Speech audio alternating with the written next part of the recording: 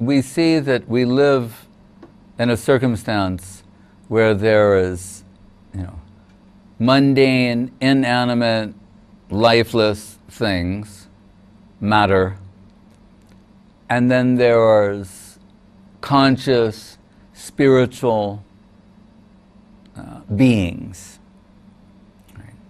So when we deal with the aspect of consciousness, consciousness never exists independently of personality.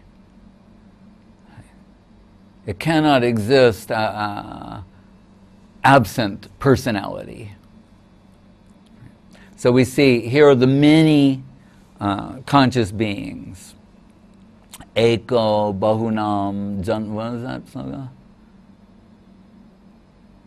Janmanam, the Upanishad sloka.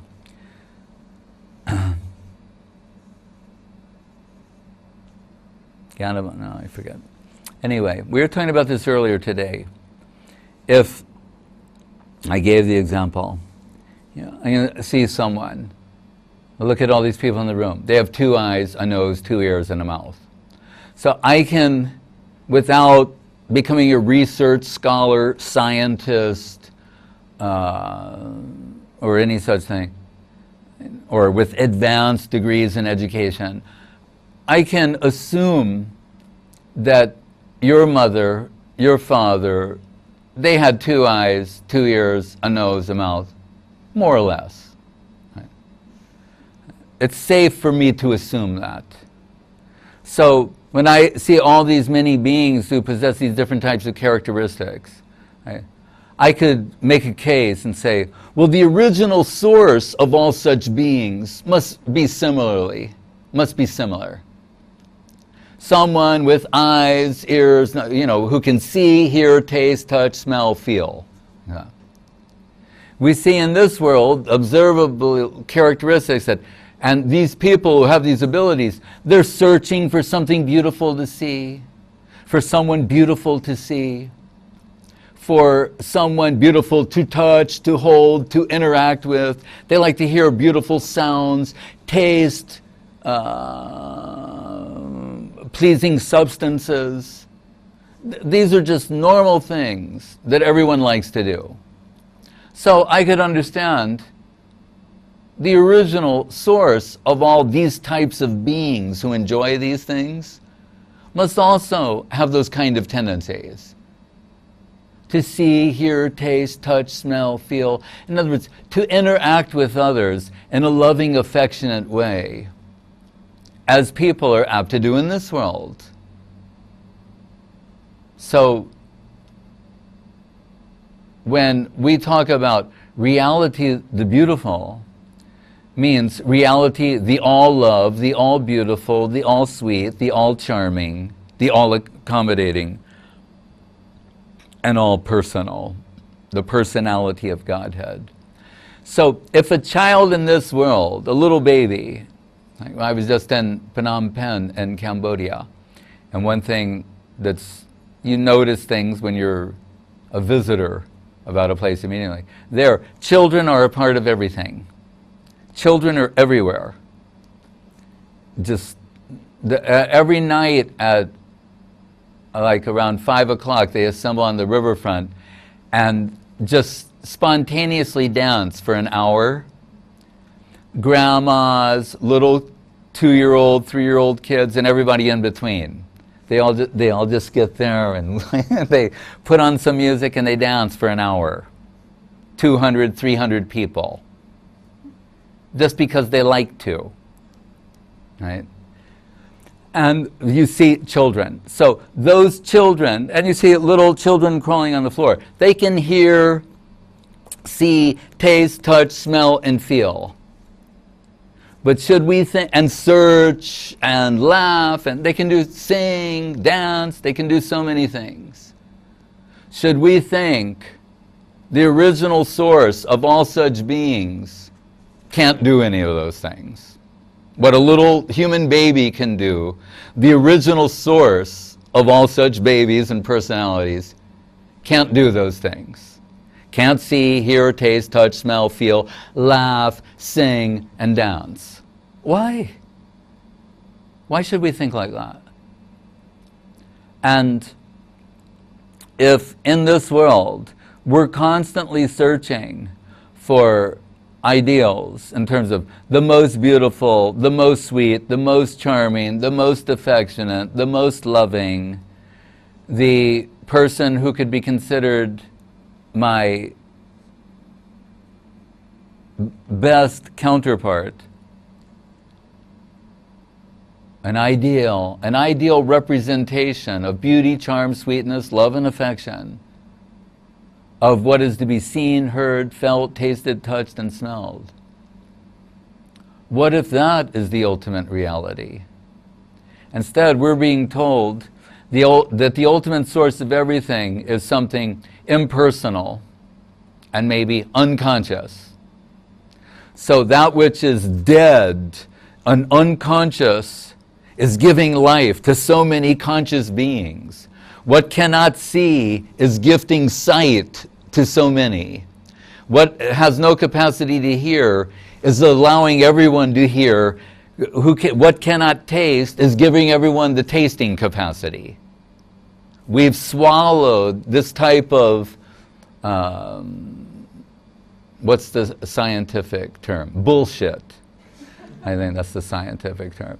We've swallowed this wholesale and denied the personality of Godhead, and think that we're very modern, very advanced, scientific thinkers, because we can't accommodate how the original source of all sensual ability and capacity can also have sensual ability and capacity. We deny that.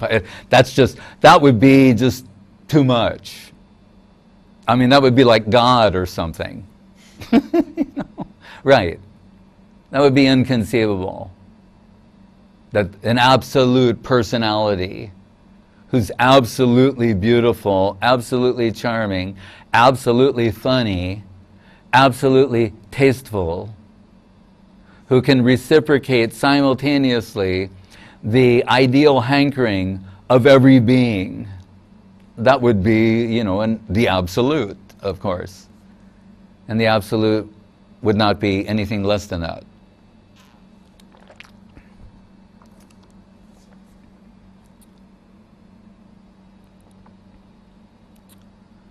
So Srila Guru Maharaj tells us, it is only a, how do you say, a part of the perfect that appears to be imperfect. That's all we're dealing with. A part of the perfect appears to be imperfect. That's the material world in a nutshell, and the material existence in a nutshell. Just a part of the perfect, floating like an iceberg in an ocean of consciousness. A part of the perfect appears to be imperfect from relative viewpoint. The false relative viewpoint of acquired prejudice, acquired tendency, based upon exploiting tendencies. And so people of that ilk think, you know, they're all about self-expression and I've just got to be me. You know, sure, you should be you, but find out who you are first. Don't assume that what you are at present, under layers of acquired prejudice, acquired tendency, and false ego, that false self, cocooning, enveloping the actual self, is the self that's worth all of this self-expression.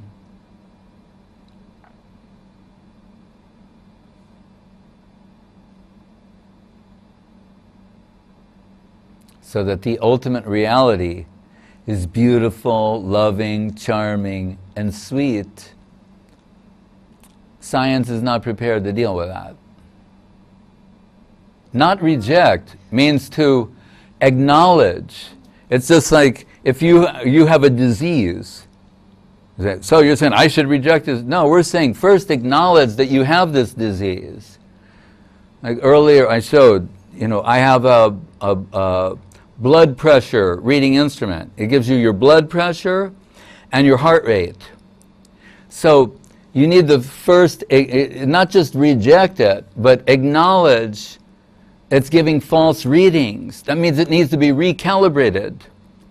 Doesn't mean you don't need it. It needs to be recalibrated. So you need to recalibrate your criteria for selection. This is what we're talking about in the beginning. What will be the proper calibration? Sadhu, Shastra, Guru, Vaishnav means revealed truth. When you're recalibrated to see things that way, then you can make proper assessments. This is desirable, that's undesirable, I should move in this direction and not go that way. Well, what does Krishna say in the Bhagavad Gita? Wait. Again, see, are you going to do this analysis or take advantage of the analysis of revealed truth?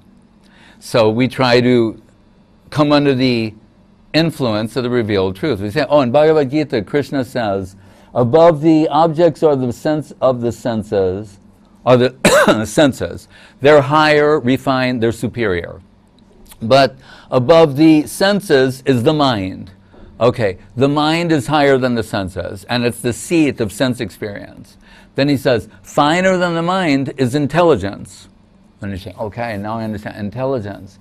Discriminating factor, because the mind has no discriminating ability. So we're told you need to infuse the intelligence with Dharma Buddhi, back to Sadhu, Shastra, Guru, Vaishnav.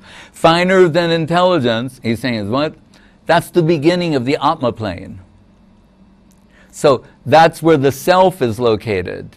So if you're viewing the self from the outside in and seeing yourself in terms of gender, nationality, age, all of these things, you're not having a proper glimpse of yourself and who you are and what is your potential. How can you proceed? So you have people thinking the most important thing of their aspect of their lives is their sexuality.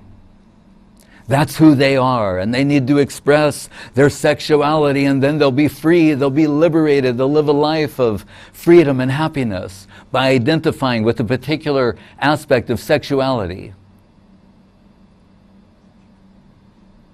I mean, I'm not making this up, right?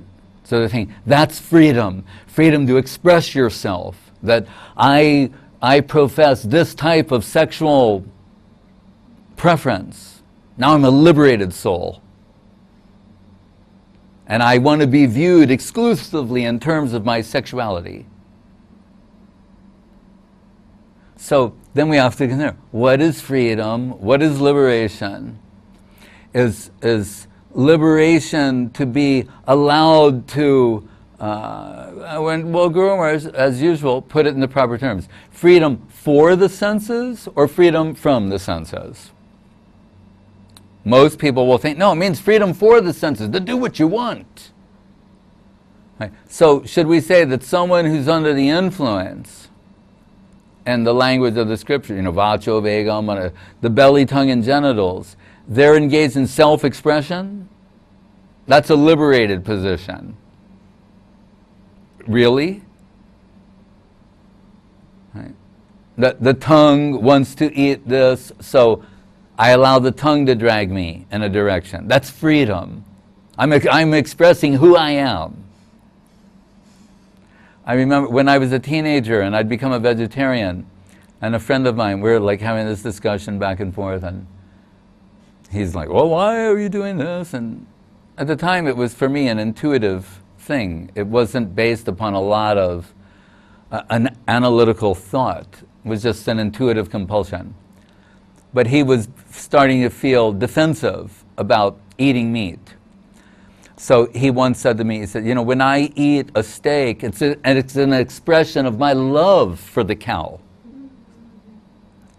And we were in a band, and the lead guitarist turned to him and said, that's total bullshit. Like, do you expect us to believe that? even he thought, I mean, who was not a vegetarian, he thought it was an absurd, how do you say, what's the word, denial. He said, it's an expression of my love for the cow. I don't know, you should be careful who you love. Or those whom you love should be careful in dealing with you. So, what's real and what's not real about all these things? And self-expression. Even in a secular sense, right? Artists, writers, musicians, different types of artists, they talk about finding their own voice under the layers and layers of cliched artistic expression. They talk about trying to find your own voice. Even they know, they've written books, The Anatomy of Influence, how you're under the influence of those who thought and expressed ideas before you. So they talk about how to find your true artistic voice, you know, your self-expression. So even they recognize that. They know for the most part, what people express is just they're regurgitating what they've heard from others. As Guru Maharaj once said, what he liked about Saraswati Thakur, one of the things he liked about him, he said, he was not vomiting what he heard from others. So for the most part, people are just vomiting what they've heard. And where do they hear it? A famous playwright, Arthur Miller, when playwrights were important people, it was around like the 1940s, 50s, where Americans and Europeans particularly looked to like playwrights as the like the interpreters of life, what's important, and such things as that. And they would think, and they present in their plays the big questions, the things we should understand about life and existence and how to proceed. So really they occupied the position of like the kavi, the poet in the Sanskrit sense, the interpreters of reality. But this man, so he wrote this famous play, Death of a Salesman, and they keep running it. But they interviewed him a few years back because now this art form is virtually vanished. So they're thinking, he's arguably one of the greatest playwrights of the 20th century, and what do you have to say, sir, about it all? And he said, quite simply and frankly, he said, today, he said, most people get their concepts about reality or life or existence from advertising. He said, that's where they get their ideas. So we see, people see ads. And what are the ads? Basically, they're humanistic sloganeering.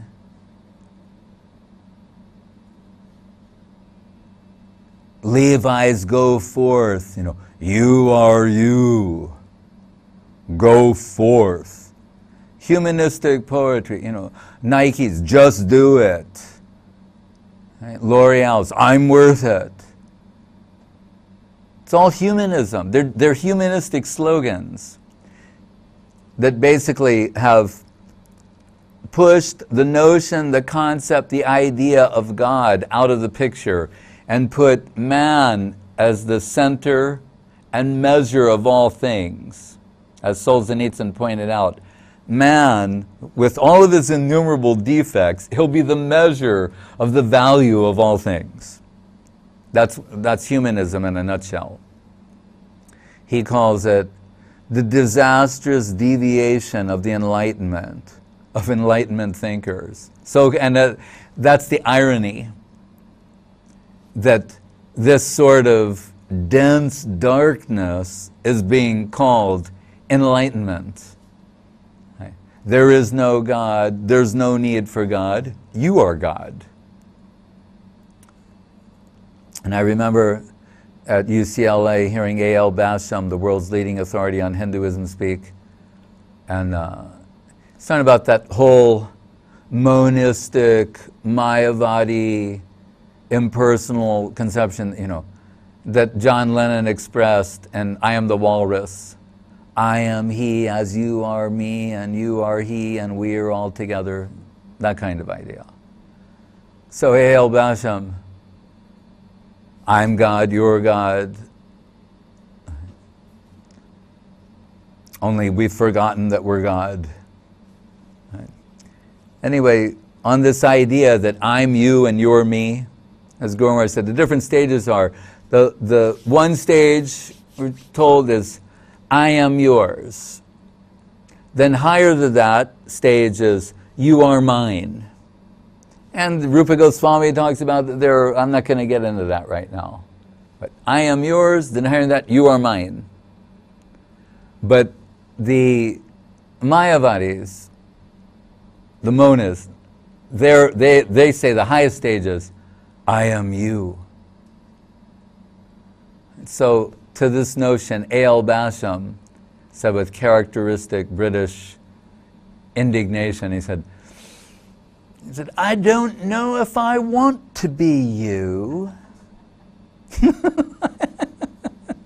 I rather like being me.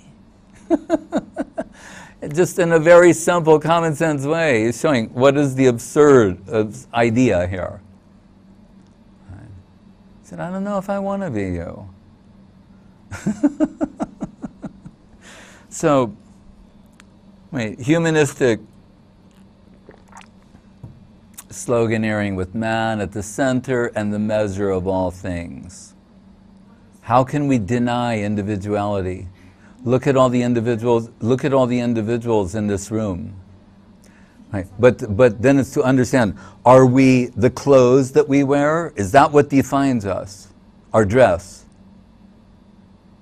Well, I mean, it does to a certain degree, right?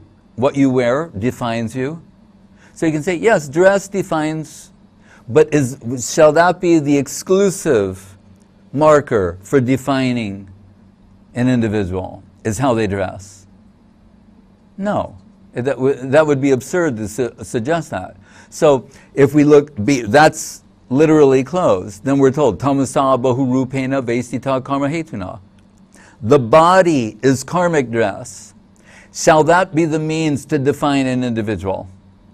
Well, no, it should be. We can't deny someone's a human being, someone's a dog, someone is a tree, right? So, and we're responsible for the karmic dress we're situated in at present. But if we limit defining ourselves to that, that would be as if to limit defining ourselves to the clothes that we're wearing. Why should we do that? So this simple type of analysis, you don't have to be a genius to follow this.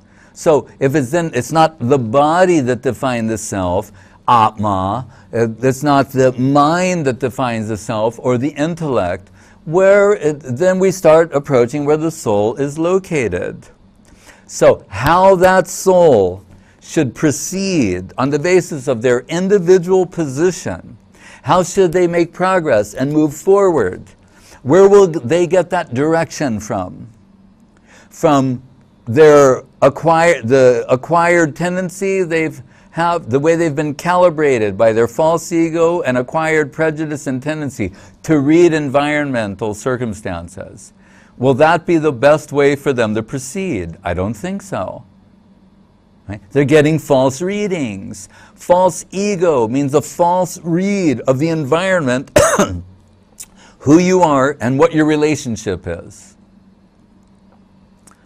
That, for lack of a better word, it's unscientific. Right? It wouldn't be acceptable in science. You'd have to recalibrate. So spiritual culture is about recalibrating your position on the basis of your reality potential as a soul in self-expression. A dedicating unit, a unit that's capable of dedicating every atom of its existence to something higher. Not trying to devour, to acquire, control, and consume things which are lower to produce satisfaction. But to dedicate oneself to something higher as a means of achieving self-fulfillment, self-realization, self-satisfaction. So that sort of direction can only come. Gurus, we have one chapter in Search for Sri Krishna called Knowledge Above Mortality. Has to be knowledge that's beyond limited world usefulness. Amnaya prahatatvam harimiha paramam sarvashakti rashabdim. Means descending. What's descending into this plane through divine agency? In other words, do you think it would be a good idea if you could talk to Krishna right now and say, Krishna, what should I do? Do you think that would be valuable? And do you think he would give like a proper, you say, no, but you don't understand my situation. He goes, no, I do. I expand through Paramatma. I'm fully aware of, no, let me explain some things to you, like have happened recently. No, I'm also aware of those things. No, but I mean, do you really know how I feel about all this? I think I know how you feel about it too. Right? So does the absolute personality of Godhead have an idea about what your situation is and what happened? The guy this afternoon, you don't understand like what happened. No, I mean, he should know what happened, right? And so, and you can say, well, I see, because I can like see a lot of stuff. I made these books that have like this type of advice in it, and then I've got like people who can interpret them, and if you connect with them, they can give you some good guidance. Are you sure? I'm pretty sure about it. I like thought it out way in advance. Been doing this like creation after creation. It gets old after a while. I mean, what are we thinking?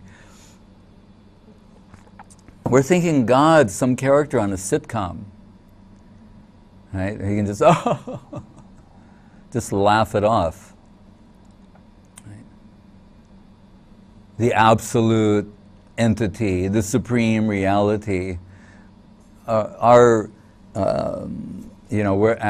as the writers, we cherish being the lords of our skull-sized kingdoms, right? And we're suspicious of allowing any sort of divine revelation or suggestion enter that domain. So we're the cause of our own misfortune. Udared atmanatmanam, atmanam avasadet, atmaeva yatmano bandhur, atmaeva ripur atmana. So Krishna tells Arjuna, your mind, Atma, your sense of self, you can say. Because, I mean, it says Atma, Atmanatmanam, well, the mind. Taking the mind as the best advisor of yourself, not a good idea, according to Krishna in Bhagavad Gita.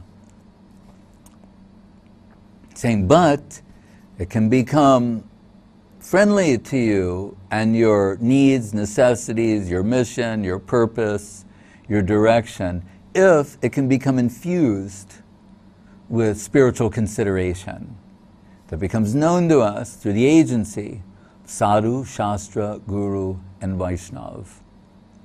That's why day one, what does Guru Maharaj say to Gurudev? Are you prepared to listen to me and not your mind? That's the first thing he says to them, because he knows if that's not at the basis of the relationship, it's going to be meaningless. He's not going to make progress, he's not going to go very far. It's going to be a show of servitude, submission, discipleship. But if you're going to follow me and resist the suggestions of your mind, then you're going to make progress.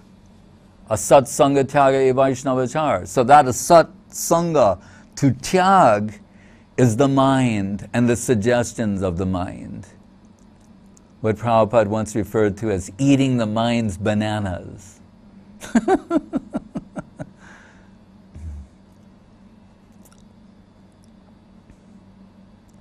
Guru Maharaj is not,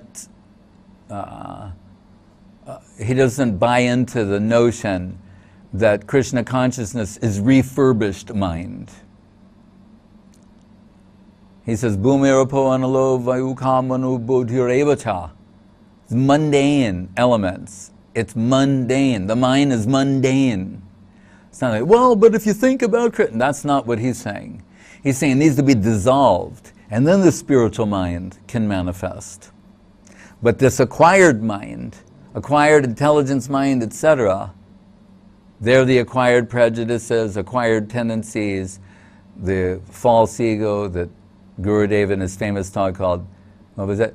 Demolishing the pillars of false ego. It has to be demolished, not reconfigured or reworked in a new way, demolished to allow for genuine spiritual expression.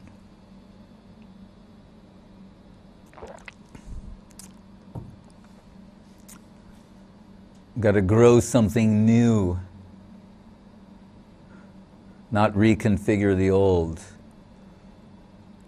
Therefore, the Hegelian principle, die to live. It doesn't say, no, just the way you are living, just, modify that a little bit, and you'll be okay.